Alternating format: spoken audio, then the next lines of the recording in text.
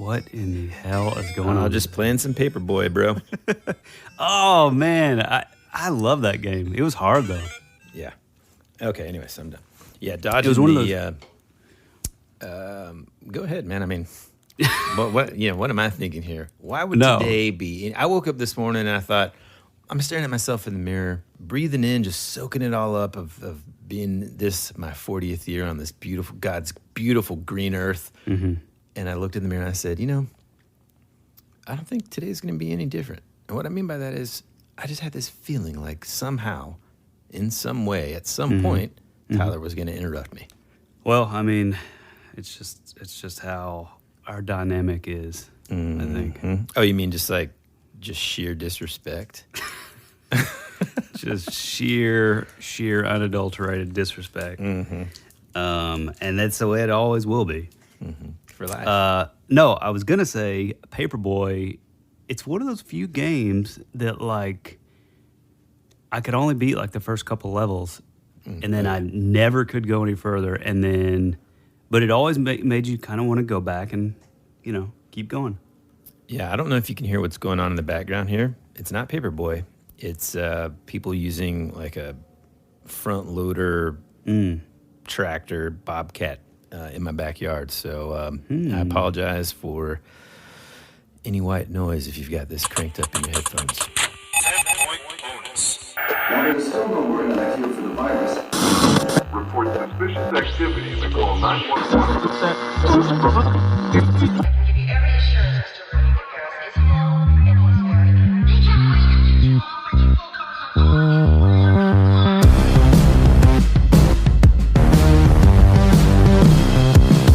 If there was anybody in front above us, the pass was 30 seconds ago. Are you a girl? Hey, all you ghosts and goblins, welcome back to your favorite podcast, That Would Be Rad. The podcast that majors in 80s and 90s nostalgia, comic culture, all things paranormal, and minors in retro video games, pre-internet mysteries, and raising our kids to be half as cool as we were back in the 80s. I'm your host, Tyler Bence, and this is your other host, Woody Brown.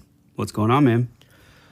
Besides the folks in the backyard, digging for, I don't know what, bodies, whatever. Not much. Tis the man. season. Tis the season. No, I mean, gosh, dude, speaking of the season, it's every single day getting cooler and cooler temperature-wise. There's more spiders around my house. In fact, it might be an anomaly. I might have to call National Geographic at some point. There are tons of spiders all around our house. And, of course, we keep them there. Man, that's free Halloween decorations. It's awesome. Yep. So I started off... Is my voice doing that thing? So It I started off... It is doing something. Yeah, no, man, it's just weather. I started the month off with watching the first Halloween with Jamie Lee Curtis. Oh, yeah. And it totally reminded me of... Have we already talked about... I feel like we've already talked about this on the show. Anyway, What? If so, I apologize. You're going to get this little explanation again. But I started the month off with watching Halloween, the very first movie that I put in the VCR. Instantly reminded me of my buddy Jeremiah Perez, who in high school... Yeah. invited me to come over, and we went to his house, and we watched Halloween for the first time. And this movie has, I think, a scene in it that, to me, is the scariest thing Yep, I agree. possible. Now, I say that, and of course, there are a bunch of creepy, different things that could happen. But I mean, just realistically, in general, in life, this happening would just terrify me. Yeah. And that's the scene where Jamie Lee Curtis is sitting in school. There are some blinds or something on the windows of her classroom. And she just happens to kind of look over and notice this guy across the street. Now, of course, we all know, if you've seen the movie, that it's Michael Myers standing by this old station wagon. And he's just standing there still, doesn't move. Of Broad course, daylight. Broad daylight, man. Broad daylight. He's wearing this mask. So it's just terrifying on so many levels. It's terrifying to think of him just walking around town with that mask on. Think about all the people that he passed, it's terrifying to just think of someone. And to this day, man, you could ask my wife. It gets on her nerves so bad. She wants to have the blinds open all the time, including at night around our house. I hate that because I have this fear of just like looking out there and then someone standing there, it's There just he is. terrifying, man. So I always just close those suckers and she gets Dude, I ticked off. do the exact same. I think that's a man versus woman thing because I'll literally just walk through the house and just close all the blinds. Yeah. And she's like, we need some light in here. That's It's like, exactly nope. what Ann says, man. No, we don't. It must be. It's got to be a guy thing Yep. / both of us agree that that's a terrifying thing to see outside of a window. Okay, so let's get into it. We all have things that are just terrifying, whether it be clowns or, if you're my wife, serial killers or anything demonic, which it's sort of all tied together. But we all have these things that scare us, and usually they're things that are somehow linked to our childhoods. And so in my infinite search for, anything new in the world of paranormal, we've sort of uncovered all the A-list characters, your Bigfoots, gray aliens, chupacabra, down to B-list, down to C-list. So I'm always looking for these sort of more obscure stuff. And if you listen to the last episode, a perfect example is Sam the Sandown Clown, which, oddly enough, this may actually tie into. But I'm always in the search for stuff that not everybody knows about. And in that search, I ran across a blog several years ago called FromTheShadows.blogspot by a guy named Jason Offit. And he posted a story called Night of the Harlequin. And this story literally has replaced all things. If there's anything that I'm afraid of, that I was afraid of, or anything from my childhood that I was like, oh man, that's really scary, or this is really scary, it literally just cleared all things out of the cache. And from then on, anytime I'm in the dark or home alone, or, hear something fall downstairs or hear a loud noise, it's immediately filled with the Harlequin. So when we get back from the break, we're going to dive in and find out more about this entity.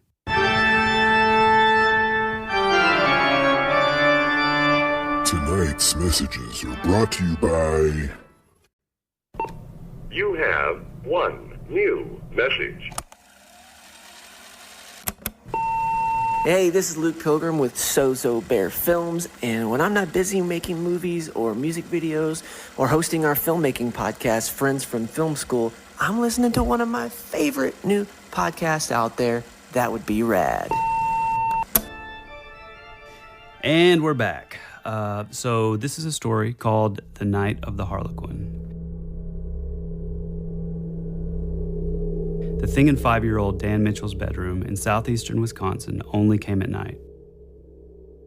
As Mitchell lay in bed, his parents far down the hall, a thin, androgynous creature would appear and tell him stories. It looked almost frightened. I would tell my mom about this, and she always thought it was just my imagination getting the best of me. But he knew it was real, and it looked like a harlequin. Its clothes were absolutely motley and strange, Mitchell said. Its face looked like it was in perpetual state of shock.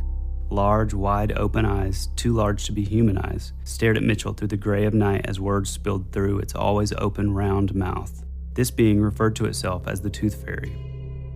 For whatever reason, I was never afraid of it, and I cannot remember anything it may have told me. It did, however, appear to try and comfort the boy if he began to look afraid. It always attempted to be funny and almost clown-like, so that I wouldn't shudder in terror. Was this some sort of imaginary friend I had created? I wasn't that kind of kid. Mitchell's family never saw this harlequin, nor did they believe him. I know this sounds crazy, but I assure you that I remember this high strangeness almost as well as I remember the normal events of my childhood, he says. Like one night in the spring of 1981, when the Mitchell family sat down for dinner, I remember that my dad was very agitated, Mitchell said. He kept saying that he was hearing somebody walking around upstairs. I was terrified by this because my dad was so agitated. He was a very tough guy, and I'd never seen him scared like that. Then Mitchell's father shot up from the dinner table, terror splashed across his face. Immediately, there was a voice that he heard coming from upstairs. While I want to say that it sounded like a sinister and terrifying laugh, I believe it was just a howl of some sort that caused a tingling feeling up my spine. The next thing Mitchell remembered was his father laughing, the look of terror still gripping him. He was frozen with this awful look on his face, he said. Everybody at the table was just frozen. The next thing I remember is waking up at the dinner table with spilled milk all over myself and the table. His family simply resumed eating dinner, the laugh seemingly forgotten. This situation was so traumatic to my young mind that I honestly believe that I blotted a large portion of this event out, Mitchell says. I've always thought that whatever was visiting me in my room at night was this person walking around in the upstairs of our house, possibly looking for me or wondering where I had went. Mitchell recently mentioned the dinner event to his father. My dad turned white like he thought it was a bad dream he had. He really was adamant about not talking about the subject any further when I kept pursuing it. As Mitchell grew older, the Harlequin's nighttime visits stopped until he was 18. Okay, let's stop right there and let's unpack the first part of this terrifying story here. Okay, so you've got this guy, Dan Mitchell, and this entity, I like that word, that's probably the best way to describe it, starts visiting him pretty early on, right? Like when he's relatively young, sleeping there late at night. He wakes up and he sees this entity standing, beside his bed? Does it say anything? What? Yeah, no, I mean, so I'm going to preface this. You know, the first time I heard about this Harlequin entity was on this blog, and then, you know, a ton of research, a ton of like trying to track down more on it. And for the longest time, I just couldn't find anything. And then I remember reading about it on Mysterious Universe, which is also a great podcast. They have a blog, and the same guy, Jason Offutt, did like a 3-parter. So I can't remember if some of the stuff that we're talking about is from that or if it's from his actual blog. But yeah, I don't think it ever. I know for a fact its mouth never moved. It looked like it was in a perpetual sort of state of shock. But I'm guessing that it was like telepathic, like it would speak, but you know, it's sort of a mental kind of thing. Yeah. It's interesting to me too, when we were kind of doing the research for this story, that, you know, Dan Mitchell makes a point to say that he didn't really feel scared, especially when he was younger and these encounters first started to happen. He never really felt like fear whenever he woke up, and he didn't feel like the entity, we'll just call it the Harlequin from now on. Right. He didn't feel like the Harlequin was posing any kind of danger toward him, which is interesting because to me, that's one of the most vulnerable like times for an individual, right? Whenever you're just dead asleep. Oh yeah. And just the idea of something just being there. I mean, have your kids ever like come into your room like on a Saturday morning and you're just dead asleep and you just have this like weird feeling like something's off, and it just like rattles you and you wake up and all of a sudden your kid inches away from your face and just going, "Hi, Dad." Yes, I have had that. But actually I've had my own sort of experience. Hold on, before you say that. Here we go. No, man, dude, I've got to say, I had to have, like, that happened often. Like, Woodrow would just come down the stairs in little ninja feet all the way down and come into our room, just dead silent, tiptoeing over, and he would just be, like, standing there, just waiting for us to wake up. Like, and, I mean, he would just be, I'm not joking, when I say inches from my face, I'm not kidding. And With I would wake up and be head like, to toe Harlequin costume. yeah, oh my God. No, I would just be like freaked out. So I had to like sit him down and say, "Son, I can't control my reaction. There's a possibility that I will punch you right in the face." Oh yeah. And he's like, "Huh? I just, you know, if you wake somebody up like that, you got to announce." So now we made him like, he announces that he's like awake basically from the top of the stairs being like, "Mom, Dad," which is almost equally annoying. It's like 6:45 on a Saturday morning. Oh yeah. But anyway, sorry, go ahead. You had a similar experience. Yeah, I actually had, I have an event that happened to me as a kid, but we're not going to go into that until further in the October Spooktacular episodes. But anyway, let me say this. I've sort of had an encounter, like I was saying, but there's something in this that resonated with me so much from the first time I read it, you know, years and years ago, almost to the point where I believe that, like, I don't know, should I get regressed? Because there's something that was so familiar about him saying that, like, it would always tell Dan Mitchell that it was the Tooth Fairy. It smelled like wet dirt and rain. It looked like its clothes were ancient, and like it had almost been buried or something. And there was just something, and this sort of androgyny. It was very androgynous, and would sort of like dance around and like prance around the room. And man, it just I've never been the same from the first time I read this story. Man, yeah. I mean, that's one of those things that you read that you immediately relate to it, and it immediately terrifies you. It's kind of like that nightmare thing that I was telling you about. That I had this recurring nightmare, and it's like I want to find the movie that I think I might have seen or something when I was little that has this scene in it, but I have never been able to find it. And so it's just like, I don't know what's scarier, the fact that I was a little kid that saw this movie and it terrorized me and I had this recurring nightmare because of it, or that it was just literally something that happened in a dream. And it's you're talking about like the skinless man. Yeah, which we've looked it up and Can't find it, dude. Well, there's like a poem about it, or poem about Poem. poem. There's a Yeah, there was a poem about it called like Bonehead Rex or something, or yeah, I can't But remember. then whenever I looked at it, it didn't look like the thing. Yeah, it's kind of different. It's got to be a movie, man. I think I'm going to rewatch like the Hellraiser movies. I think that's it. I really thought that it was. I totally thought it was Nightbreed, but I don't think it is. Have you watched that? Well, that used to be one of my favorite movies as a kid. Where the dude I started watching it this morning, actually. Oh man, it's amazing. But I haven't gotten too far. Yeah. Oh, it's awesome. Well, there's this dude that basically skins his whole body, except he leaves like the skin around like his face. Oh man, I wonder if that's it, dude. Yeah, but I thought you said that the whole thing was sort of.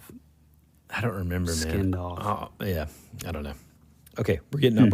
We're taking Going it off down the rails rabbit trail. here. So he has this encounter. I also think equally interesting is this, and I think we're going to see this theme kind of throughout after kind of reading about this, that his father is in this extreme sort of denial about all this stuff, right? But in the same way that you were just talking about when you read this story and you had some recognizable elements of the story from your own experience, it kind of just like, whoa, goodness, you just felt terrified. This experience where they were all at the dinner table, they heard something. I mean, the whole thing just kind of weirds me out. I mean, can you imagine just the behavior that the dad was doing? Super weird. Bizarre, right? I mean, like just sitting up, laughing, almost inappropriately for the, conversation or whatever was going on. And then that loss of time, the kid just all of a sudden, he's got like spilled milk on him and everybody's just kind of like acting like nothing happened. And again, there's the missing time. So that's something else that I can kind of relate to. But I mean, I can't even imagine, kind of coming to, and then you have milk spilled all over you. And then it was just like dinner just kind of just resumed, like nothing happened. And the fact that when he asked his dad about it, he was just kind of like, huh? I don't know. Yeah, it's really bizarre, man. Especially the thought, which if you guys want to look it up, I think it's on the Mysterious Universe app. Or, Jesus. If you guys want to look it up, I think it's on the Mysterious... God. If you guys want to look further into it, I think it's on the Mysterious Universe blog. But they go into how he thought that he could hear almost like robotic, kind of like a robotic type, like talking or something almost, which there we go. It ties us back into. We might as well just kind of dive into that a little bit. Let's just dive into this a little bit. As we were reading this story, Tyler kind of rereading it or whatever, and me reading it for the first time, man, thing after thing after thing reminded both of us of Sam, the Sandown Ghost Clown. Yep. Right? I mean, even so actually, dude, before we get into any more of this guy's experiences, can we kind of just talk about the history of just the Harlequin character in general? Oh, yeah. Because I think that's going to help people kind of put two and two together with it being somewhat similar to the Sandown Ghost Clown entity. The character of Harlequin, or in Italian it's called Arlecchino, is a character that originated in the Commedia dell'arte, which is like 16th century Italian improv theater. And so the character itself is a wily and unscrupulous servant whose clothes were covered in patches. So it kind of reminds me of Sam the Sandown Clown, kind of like torn and ratty clothes. His face was covered initially with like half of the face was covered with like a black mask with like a mustache and whiskey beard. To me, the most important part there is the face is covered with some sort of mask, right? This kind of morphs over time. The character morphs. But in the early years, in the mid-16th century, Harlequin was, like I said, kind of like a comedic character. He was a servant character, kind of cowardly, superstitious, and plagued by a continual lack of money and food. So again, think of Sam the Sandown Clown, just kind of living in this bare bones sort of metal shed, eating berries that he found and collected on that golf course. And by the way, if you don't know what in the world we're talking about, and this is the first time you're listening to our podcast, go back to season 1, episode 7 of our podcast, the Sam the Sandown Ghost Clown episode, and then kind of jump back in here. By the early 17th century, the Harlequin character had become more of a faithful sort of valet, almost like a loving character. It's also, they also describe the character in all of these different plays and stuff as being amoral without being vicious, though. And unlike his fellow comedic servants in these plays and stuff, he didn't hold a grudge or seek revenge against those who tricked or cheated him. So that, that kind of, I don't know, when I read that the first time, it kind of struck me because it reminded me again of when Dan Mitchell saw this entity at, in his bedroom late at night. I didn't feel scared of it. And it was kind of, just like the kids when they saw Sam the Sandown Ghost Clown, they weren't afraid of it because of just its, I guess, personality didn't come off as like a mean, right? And whenever I read things like amoral, a creature like that, well, almost like like an animal, right? An animal behaves via instinct primarily, right? They don't have a moral compass that's helping them decide what to do next or what to do in general, Sometimes a dog's just going to bite your hand because you got too close to its face. You know what I mean? Oh, yeah. Over time, the same costume, right, that was initially sort of like patchwork and tattered and stuff, became more of like a tight-fitting costume that was more and more increasingly stylized with diamond patterns and stuff like that. And as we'll kind of get into further encounters that Dan Mitchell had with this thing throughout his life, it seems to kind of change a little bit too here and there.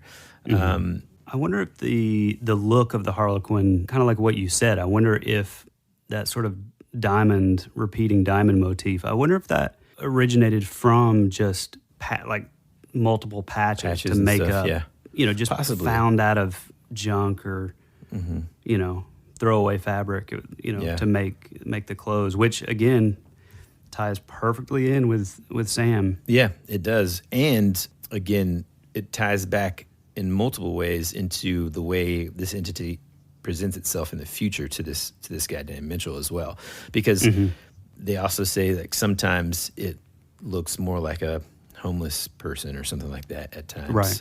Now this is the part that blew me away when I read it. It's just like when we start talking about our theories about what this thing is. Oh, I can't wait. This is where my mind was blown. Okay, about this. And again, remember, this is just the character that is in these, 16th, 17th century theater, okay? Another attribute of Harlequin is his ability to do magic. The French version of the character could turn himself into different people. Whoa. The English Harlequin of early pantomime could transform the things around him by hitting them with his magic bat or quote-unquote slapstick. Oh, wow. Yeah, man. And like you said, it's really kind of difficult. You really have to dig to find any kind of significant mention of this in history or in other things. But I did find a couple of cool references. One which talked about similar creatures in different parts of the world, but in different cultures. So one of them, the Native Americans, the Hopi. The Hopi believe in a deity named, and again, if I'm butchering this, my apologies, but it's Massaw. Yep. Masao, And the yeah. Hopi consider Masao an all-powerful earth god responsible for the earth's surface and of death. And Masao's description is similar to Mitchell's Harlequin. So there's this guy named Jack Linkhorst who works for this organization that's designed to assist the Hopi people now in modern times. And he said that he's actually seen this entity, Masao. And when he described it to the people, the Hopi people, they're like, yeah, that's just Masao. And he described it as his face has two large round eyes and a large round mouth. And also, man. And then, of course, there's a lot of mention, you mentioned the diamond patterns and all this. And I think even before the 16th century, characters such as this appeared in plays and stories and stuff like that. And like the jester character. Right. And like I think that's kind of just another name for the Harlequin. And just like characters that are like sometimes mischievous. And so in the Norse mythology, I wrote this down too. Yeah, okay. There you go. The Harlequin resembles that prankster Loki. And of course, we all know, I'd say the general public knows Norse mythology a lot better now that we've had Thor and the Marvel movies and of course Loki. But in different cultures, the trickster character appears throughout the world. In Japan, it's a pig. In England, it's a fox. And the coyote in the American or the Native American culture. But it obviously it can appear as like a clown as well, like a jester.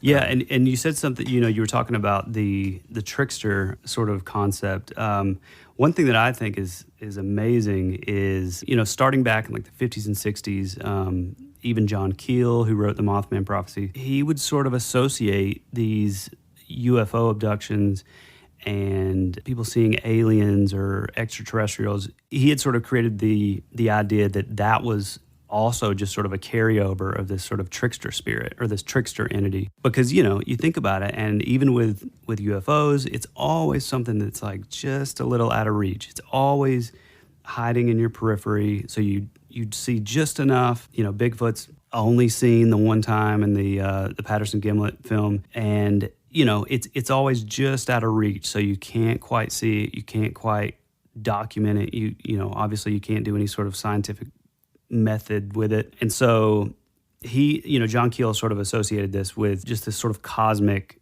trickster. And that's sort of where I am with just the paranormal in general. As a man in his late 30s who's kind of been into this my whole life, I'm to the point where I do believe, and as crazy as it's going to sound to some people, I think that whether we're talking about UFOs, whether we're talking about Bigfoot, whether we're talking about the Harlequin, Mothman, whatever, I think they're all somehow linked to the same thing. I think it's basically back in like the 1600s in the UK or in Ireland or Scotland, there were things known as like the fairy abductions, and don't go out after dark, or don't chase the will-o'-the-wisp, or the fairies will take you off to fairyland and you'll never be seen again.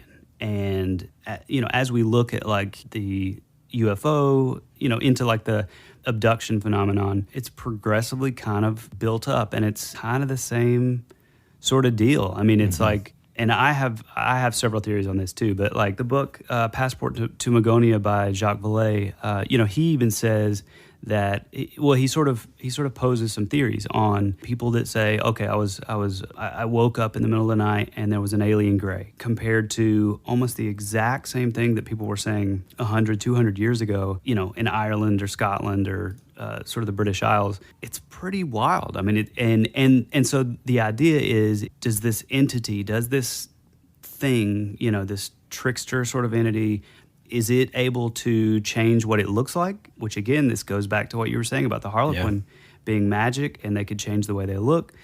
Is it changing into what we as people in the time that we're in would expect to see from like an alien visitation? Or do we play a role in it? And this gets into physics and stuff, but like, is it just sort of this ever-changing thing? So whatever baggage or like whatever we're front-end loaded with what we think we're going to be seeing, is that what we're going to see? Because it is interesting. In the the 20s, people would see these airships come down, and they were tan men, and they were wearing like almost like wetsuits, silver jumpsuits. And then you keep going up into the 50s, and then it gets into these super random sort of vegetable-looking, really bizarre, like early 50s sci-fi. But then you get into like the 70s or the 60s and 70s, and then it starts to carry over into like the alien grays, which we still kind of, I guess that would be the most sort of current thing that most people would see if they have an alien abduction. But I find that really, really interesting. Yeah, and man. I think there's a lot of like carryover on this stuff. For sure. I think we need to dive into the other encounters because they're just absolutely. also crazy. But first, I have a quick question. Is it better to be front end loaded or rear end loaded? That's not going to make the cut. Definitely not. Oh man, well, let's go into some of the other encounters. Yeah.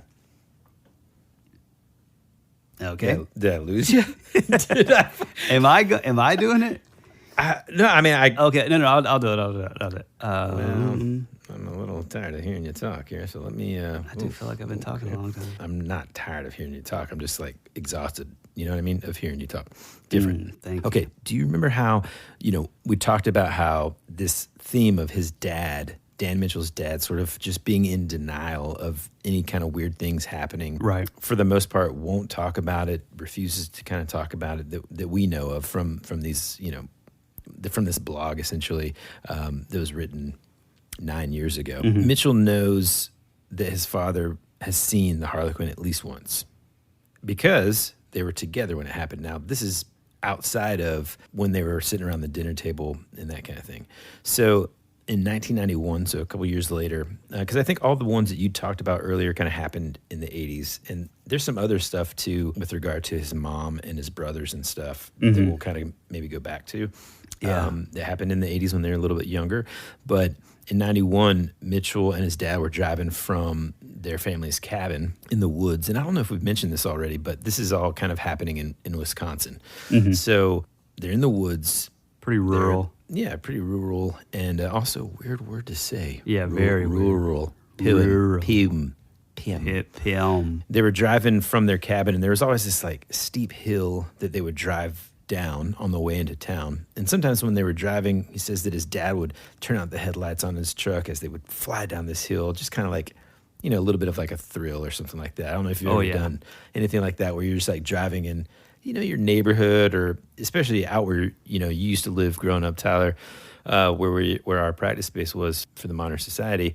Man, you're just out in the country. There's no street lamps and all that. So you could turn off the car moon's lights, out. and the moon would, Totally. you could still kind of see. And it's just fun to do sometimes. One night, they were going down that hill, and his dad just kind of thought, well, I better just keep the lights on. And so he turned the lights on, and they both noticed someone walking up the hill.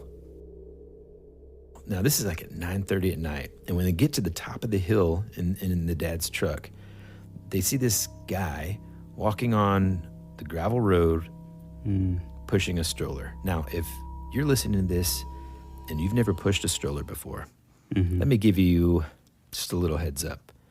If there's a gravel road in front of you and you're pushing a stroller, my friends, you just don't go that way. No. Do you know what I mean? You're never going to be able to. around. Yeah. You're like, sorry, guys, we're not going to be able to make it to the function. We'll see you later. And you just do a, about face and you push that stroller back onto the car. Okay. So that's already weird enough. But it's also 9:30 in the pitch black.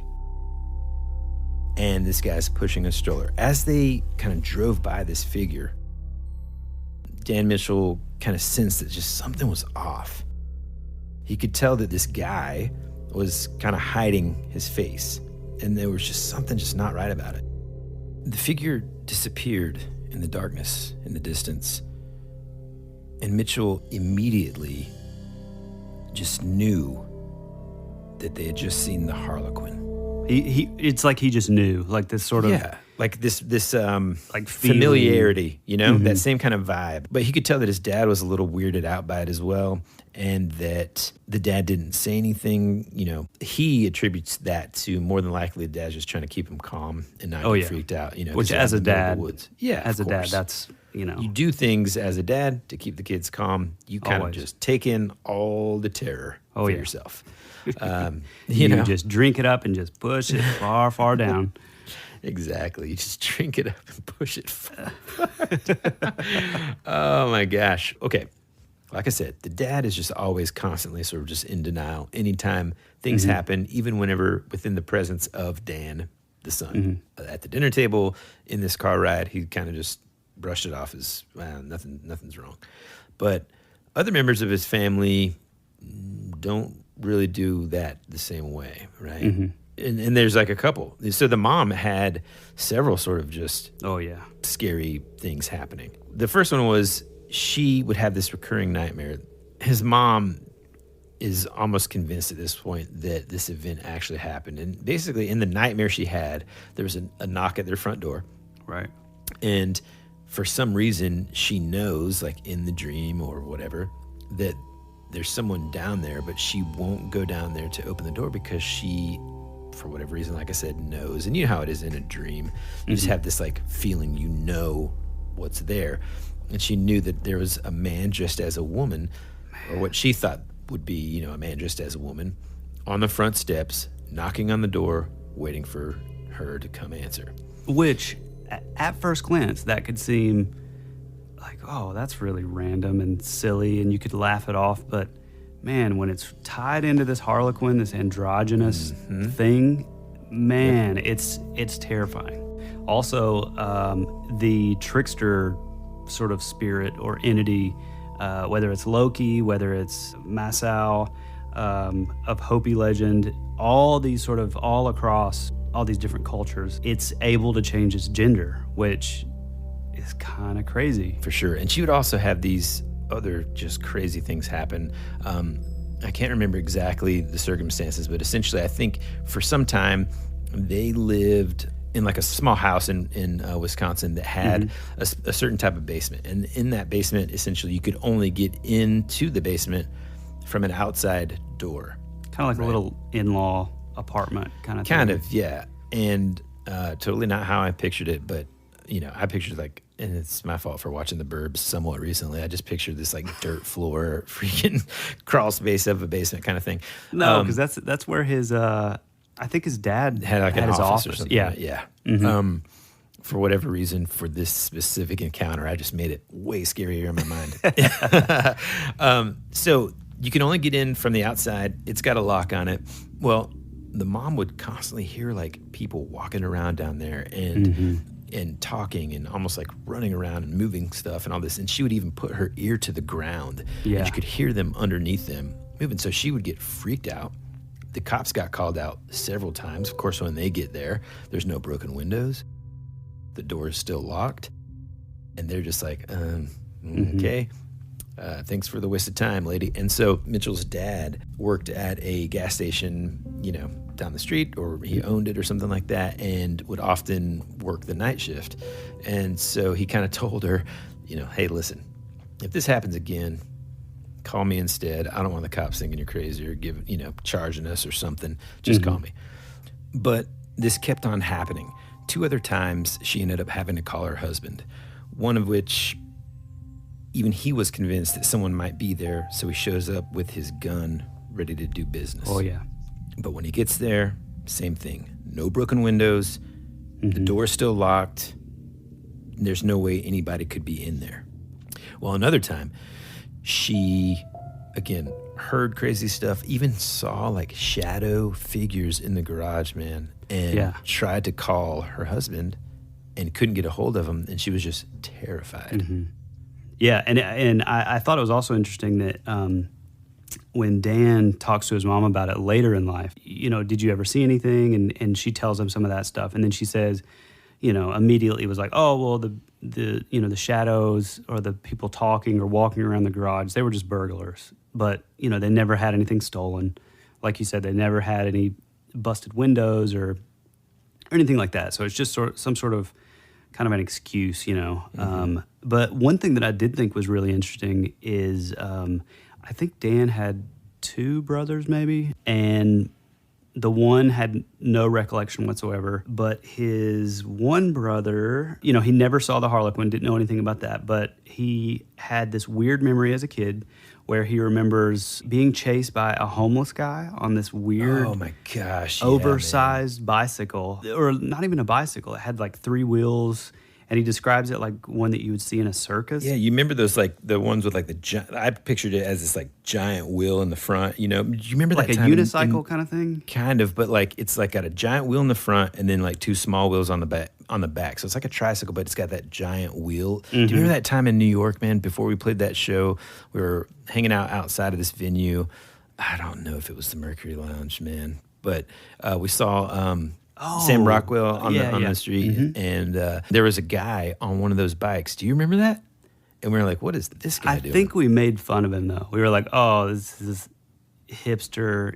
Yeah, hey man, hey bro, get a 10-speed, But we might have seen a Harlequin, so that's what we get. Go visit. Yeah. Hey, Harlequin, if you're listening, go visit Tyler, not me. Thank you. No, Woody's kids would love it. Go visit come on, him. dude, stop. But the brother, he's being chased by this, what he describes as like a homeless man on this oversized sort of tricycle thing. And when he says that, when he tells Dan, Dan immediately remembers the exact same thing. But all along, he remembers it vividly, but he always thought that it was just some sort of dream.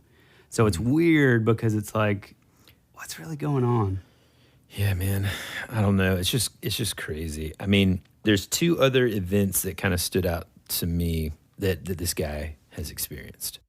This happened in 2009. They were living, just briefly with his mother-in-law, and it actually was just a few blocks from the house where he grew up, where he first experienced the Harlequin.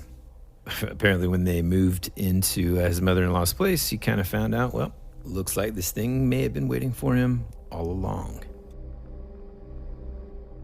One weekend, he was helping his mother-in-law clean and organize her basement, and he decided to get a jump start to the day before other responsibilities would creep in and before his wife and kids would be awake. And so he woke up around 6:30 in the morning. And within the first 10 minutes of going down to the basement, he kept hearing like a tapping noise coming from upstairs by the back door. And he said that it sounded like somebody was gently tapping the window of the back door. Danny. And, oh my God. At first he thought maybe it was just the wind, maybe it's just a tree branch knocking up against the house. But then it started to get louder. And almost instantly, it went from a tapping to some quick thuds on the door that just stopped abruptly.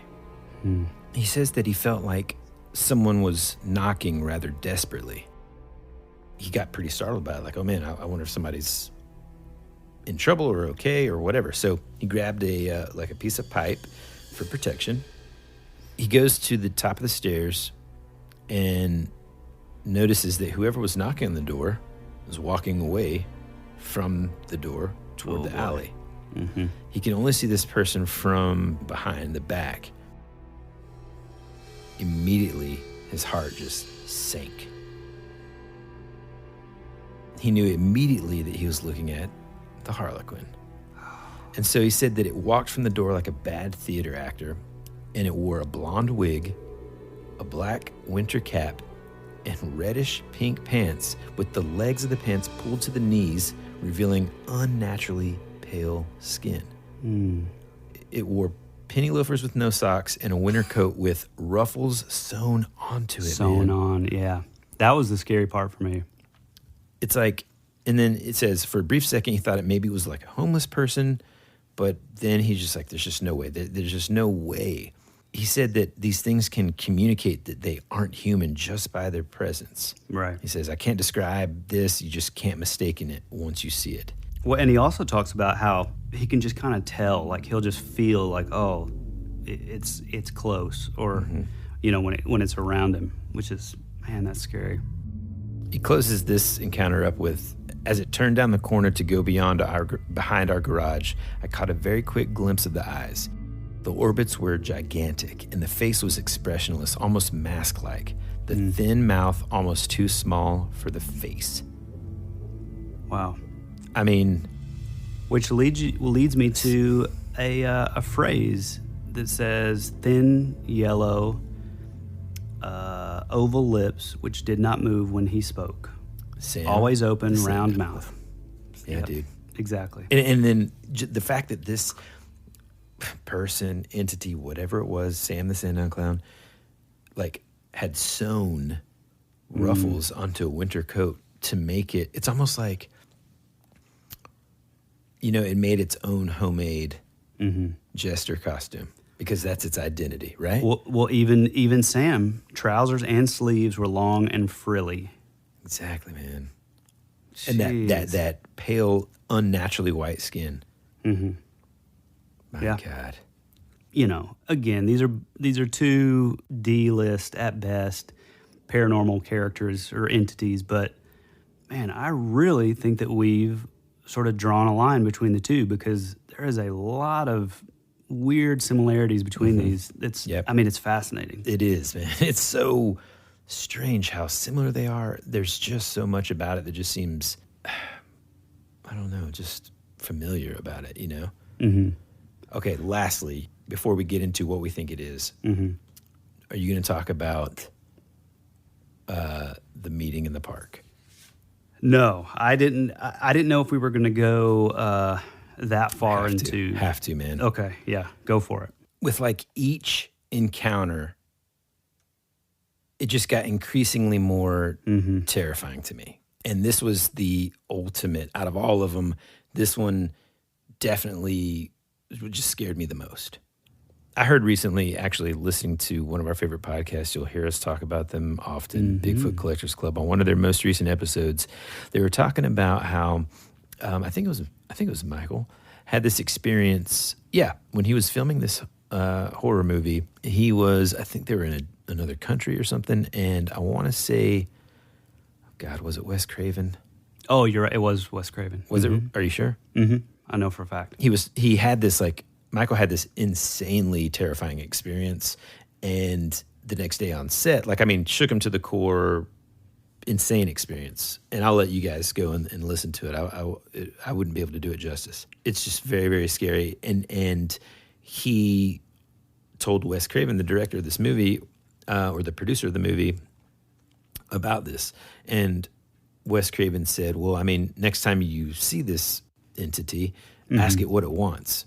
And so what's interesting is with this Harlequin, basically Dan Mitchell decides to do just that. He's scared. This keeps on happening.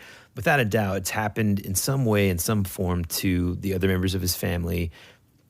Of course he's scared. He's panicked. But more than anything in the world, he just wants some answers. Like, why is this thing following me? What is it about me that makes this thing keep on showing up? What did I do? What does it want, right? And so he kind of just has this almost, I don't know, man. He just keeps on having these vivid dreams. About a year later in 2010, these dreams get more and more specific, really, almost as if it's telling him where to meet.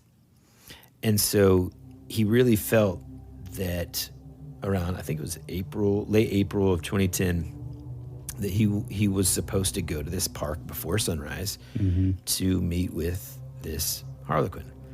So he says, against his better judgment, he decides to go there, really just kind of having the impression that nothing really would happen and that he would get there, nobody would show up, nothing would happen, the sun would come up and he'd be like, I'm just being crazy. But he says that he was completely, just profoundly wrong. Just before the sunrise, he drove to this park with a playground near his house. He sat on this bench, just like he had seen in his dreams, and didn't take anything special with him. No weapons, no, lead pipe from his mother-in-law's basement, no cell phone, no audio recorder, nothing like that. But this is interesting. As a precaution, he taped his driver's license to his leg in case his wife had to identify his remains. That's pretty serious. Man, that's a step I've never taken and I hope never to take, right? Right. So obviously he's a little anxious. I probably would have gone maybe 1, 2, 3 steps further instead of just, the duct tape and the license to, my inner thigh. I probably would have brought a lead pipe. You understand? A gun, something, a flamethrower, Taser. something. So after sitting on the bench for about 10 minutes, he realized he just has this feeling again, man, that he's not there alone. We've all had that feeling, right? I mean, you get that weird, creepy vibe that you're just not alone in the room. And he said that he immediately felt like he'd made a mistake. He immediately felt like he just wasn't prepared. Hey Dan. Yikes. Hey Dan. If you decide to go anywhere again to meet up with any entity or anything like that, take more than your license and a strip of duct tape. You know what I mean? Especially one that tells you to meet at a location in your dreams. You don't. I mean, look, man. It could be my Italian background here, but you don't show up to a sit down empty-handed, okay? At least bring a switchblade, man. Yep. Okay, anyway, so he's got the tingling in the back of his neck and said that it was almost as if something physical was pushing itself into his mind. He, at that point, distinctly heard a voice say, "Do you remember when we used to dance and sing together, Danny?" Oh my gosh, dude. When I read that, Ooh, me too. I got full body chills, man. Yeah. I mean, that is just, Yeah. But here's what's cool. So he says, obviously, his heart dropped utterly because it was clear that there was a presence right behind the bench he was sitting at. He said he'd never heard a voice so incredibly rich while possessing no accent or blemish of any kind. In his mind, there's no doubt this is the Harlequin.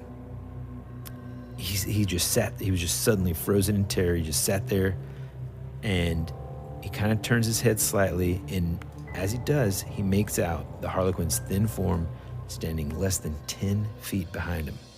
Man. He says it was just as he always remembered it. It was an old, androgynous, human-like being that still possessed the features of a child with that typical shocked look upon its face.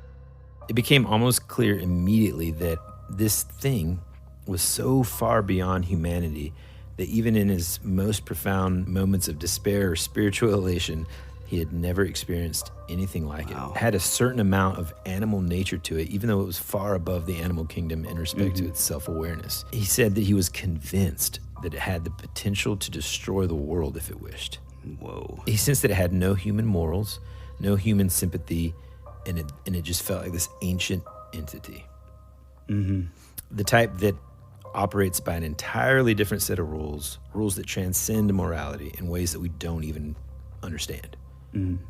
He said that he was just completely terrified and just overwhelmed by this presence that he just yells, "Please don't kill me," and just bolts for his car. Oh, yeah. And then he said that it became immediately obvious that the Harlequin felt a horrible sorrow at his response, as if it had been rejected completely. The way he kind of closes it up is, like he says, it communicated things I did not want to know or even believe in. It revealed to me how my own view on life and my reliance upon traditionalism as a worldview was laughable at best. He says that he gets the impression that there are more this is unreal, man. There are more Harlequins out there watching humanity from the shadows, lurking in the corners of our lives. They're disguising themselves as homeless people. I'm sure of it, he says. They're hiding out and carrying out some kind of mission. One thing that I thought was really interesting about that too is how he basically says that it had sort of a sadness, when he left, almost like it was sort of like a rejection kind of type thing. And again, this goes back to your wife Anne's theory on Sam, the Sandown Clown. Yeah, she had a cool theory, man. We were kind of just chatting, I guess, one morning about Sam the Sandown Clown, and she was saying that, even though, of course, the tale from the time capsule was very spooky to her and stuff, that overall, Sam didn't, and, this might just be, again, like a girl-guy thing. She just almost immediately felt more like of a motherhood sort of draw to him, I guess. And she said that he seems more like like an Edward Scissorhands type of character, right? So like this creature that was just kind of put together and is super innocent and simple-minded and, is, because of that simple-mindedness can kind of relate to children more and is kind of drawn to children more because it's just kind of like a kid doesn't wake up in the morning and say, I can't wait to play with an adult, right? You get kids in a room together, they're going to play with one another and interact with each other much more comfortably than they would just like some stranger, right? And that was kind of her take on Sam the Sandown Clown. But after reading this stuff, though, man, and after really, really digging in deep, I've got my own set of theories on it all. I do too. Well, let me say this too, before we get into that. So in my research, I ran across several things that really sort of struck me. And, this is a common story that most of you know, and it's called the Pied Piper, where basically there's a guy that plays a little flute and leads all the rats out of the town. Well, the interesting thing is that story is actually a true story, and it's called the Pied Piper of Hamelin. It happened in Lower Saxon Germany in the Middle Ages in 1284. Basically, this guy came through the town playing a pipe, or like a little flute, and lured 130 children from their homes to never be seen again. What's crazy is I think there were 3 kids left that witnessed this Pied Piper, but I think one of them may have been blind, and then there was another one who he was sort of disabled or whatever. Basically, they said that he was known to take them to a beautiful land at the top of Koppelberg Hill or Koppelberg Mountain, which would be Transylvania, which that's another sort of interesting thing. The Church of Hamelin has a stained glass window. This is one of the main reasons that they kind of know this. It dates all the way back to 1300. The window was created in the memory of the tragic historical event in the town. The earliest written record is from the town chronicles in an entry in 1384, which says, "It has been 100 years since our children left." The Lüneburg manuscript in 1440 gives an early German account in the year 1284. On the Day of Saints, 130 children born in Hamelin were misled by a piper clothed in many colors to Calvary near the Kopen and were lost. And so Calvary is like a biblical reference to their deaths or to heaven.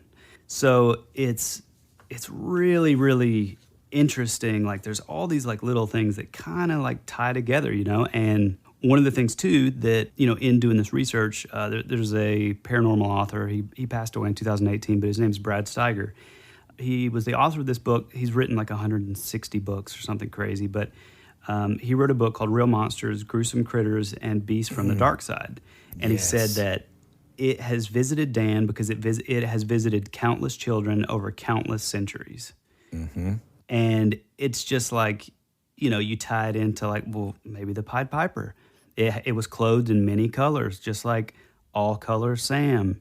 Yeah, and it's like, what is this thing? Did you come across that character called the Earl King? Yes, and that's exactly what I was about to say. So Brad Steiger also cited in the same book, he cited a poem written in 1782 by Johann Wolfgang von Goethe, entitled Erlkönig. He's the supernatural abductor of children, Steiger said. We're talking 1,600 years or something, and the Harlequin is coming back. This is just the name for all the other entities we've talked about for so long. Mm-hmm. Looking at all that, I sort of discovered that, for me, and I may be burying the lead, I think this is a good time to kind of get into somewhat sort of theories. Yeah. Like I said at the top of the show, I think that for a long time now, I've been fascinated with, like, and this is going to sound crazy to non-paranormal folk, but like fairies, they're called the Fae, or like elves, or like the Hinterkind, or the hidden folk. The Will-o'-the-Wisps. Yeah, all that stuff. It's really, really heavy in like the British Isles and Ireland and Scotland.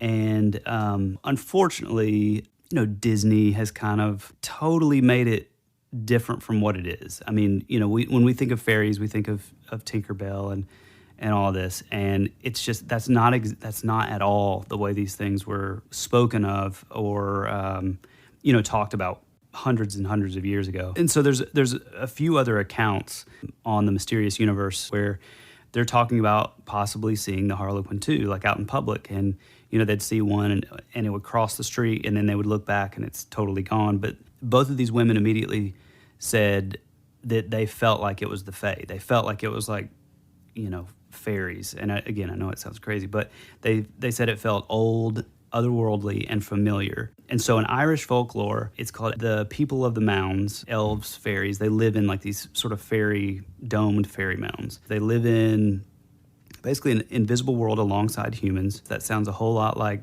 a parallel universe, which is kind of like Sam the Sandown Clown. In Scottish folklore, the Daoine Sith consider them ancestors, spirits of nature, or old gods. They are thin, large head and eyes, androgynous. There's all these things, and the name Mitchell is Scottish and Irish, which, again, if this is like sort of what would be called like an elemental spirit or like a spirit of the earth, basically. It's like an ancient thing that's always been here, and I think it transcends like the idea of like a ghost or anything like that. When I say spirit, I mean like it's just sort of like the encompassing of the land. So either it's just of the place that they're in, or something that's like a generational thing that's following Dan and his family. That's another interesting thing. And, again, I looked it up, and Mitchell is Scottish and Irish. So maybe it's there's something some like ancestral connection there. if you Okay, will. so before we get too long in the tooth, as they say, That's a good one. can I give